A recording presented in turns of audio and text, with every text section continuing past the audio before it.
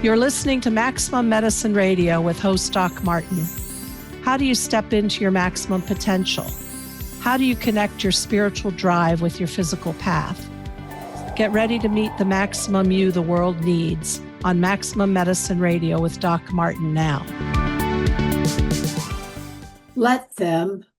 Why would I let them?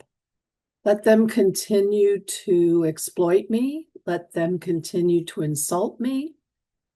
Let them continue to be bad players. What do you mean, let them? So there's a famous life coach who teaches let them. And there's an energy behind this. There are energetics behind this. Because let them is about keeping your energy field free from contamination, from the toxic effects of the outside world, from being taken advantage of energetically by someone else. So actually, let them is pretty good advice. And when your energy field is clean and when it belongs only to you, then you can continue to be well and be connected to life force. And that's what it's all about. So what are the energetics behind let them? Let's start by the basics. We have an energy field surrounding us. It's called the luminous energy field. And I learned about this a lot when I first studied shamanism with the Four Winds Society back in, 2008, and have since studied with other teachers. Your energy field is the space where your spirit, your soul connects to the greater, to what I believe to be universal consciousness. It's where things that happen in the world impact first and how that informs or trickles down into your physical well-being. It's the space when your thoughts and your intention declares something to be true and your body follows. So what are the energetics behind let them? You can all know the times that you felt that something was bugging you, or perhaps you felt something was watching you. And sure enough, you'll turn around and there'll be someone in the crowd staring at you. Well, your energy field picks up on the energies that other people's thoughts or actions send out towards you. I kind of see this as we are each separate egg-shaped individuals, kind of like orbiting like our own planets. But those forces of other planets passing by, or in the sense of energy fields, other people's energy fields stretching out to reach you, they impact you and they can throw you off balance. I think if you keep your energy field as clean as possible and remember that you are the boss of your energy field, you actually live a healthier and more long-lasting life. So what is the energetics of let them? If you have decided that you are not going to let somebody interfere with your energy field, you're going to disconnect and you're going to put up boundaries, energetic boundaries. Now, when you're in a relationship, any relationship, but let's take one that you've chosen to be close in an intimate, very deep personal relationship. There are decisions that you have made, perhaps without speaking them, to share your energy field. If the person is sick, you provide them support, and that is also energetic support. If you share your energy field, if something happens and you're separated by illness, by death, maybe breakup, you actually feel the absence in your energy field. And incidentally, this is my understanding, my belief, That's why it's so easy. Seems easy, seems quick, seems happens a lot. When a long-time marriage breaks up because one of the spouses dies, it is not unusual for the other spouse to die a short time later. And I believe it's because they have shared life force. They have chosen to share their energy fields. Now, Carolyn Mace talked about your own energy field as a battery. So you can regenerate yourself, but you can tap into someone else to fill you up. Or you can be constantly giving to other people to fill them up. Empaths do this. People who are very sensitive and they can feel your hurt and they can feel your wounds. They often offer their energy field. But what I see in my patients are people who have this style. They are drained. They are drained and their physical health has taken a toll on it. This is where you're giving too much of your life force away. Now, there are bad actors in the world who will try to take your life force in a sort of parasite way. Now, obviously, science and medicine don't talk about this. But when they try to take your life force, they are literally taking from your energy field. But at some level, please remember that you have chosen, even if it's subconsciously, to be open and to allow it. Because nothing gets into your energy field if you have said no. I keep thinking about, and I don't know where I first learned that, if it was in the Twilight series or the books, the vampires in New Orleans. I loved those books. But apparently you have to invite a vampire into your house or they can't come. Well, it's the same way with your energy field. If you say, and you mean it, you have to mean it. You can't go, oh yeah, don't come in. You have to mean it. If you say, no, my power is mine, you may not have it.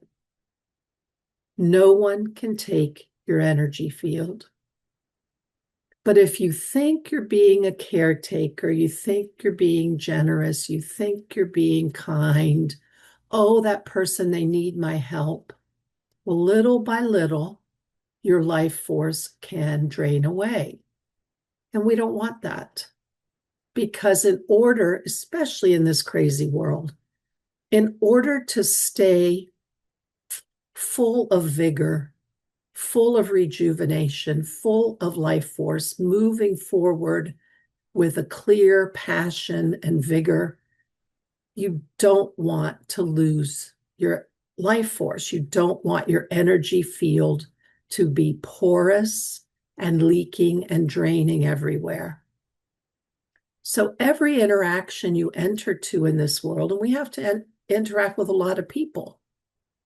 When you go into a store, the cashier, if you go to the bank, the teller, if you're at work, your coworkers, if you're on the road driving in bad traffic, you're interacting with everybody around you.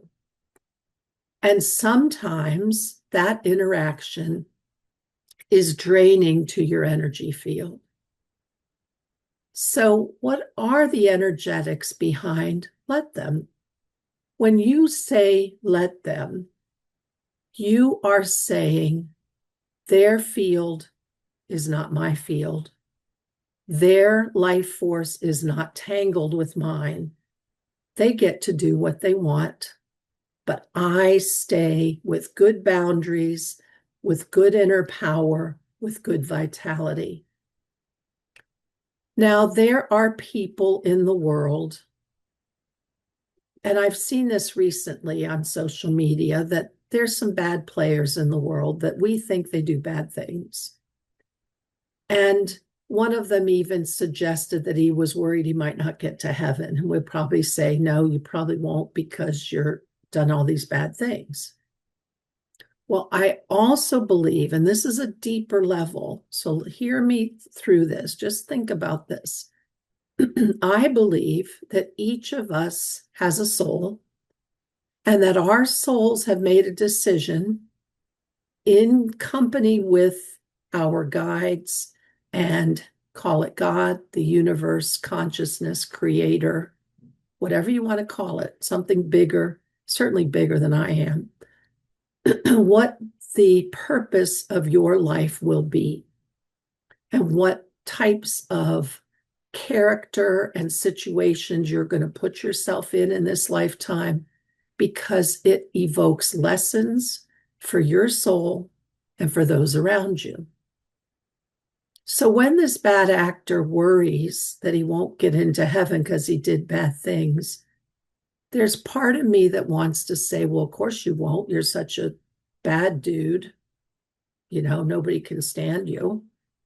But then I think, did his soul and creator decide to put him here as arguably one of the worst bad actors the world has ever seen? And is there a deeper meaning to it? Is there a deeper purpose for the evolution of humankind? Is this a lightning rod? Is this something that is so seriously bad we cannot help but mirror ourselves and reflect against it and state out loud firmly, no, this is not good action? And maybe, just maybe, and I don't know, I don't have the answers at this level, that's for sure.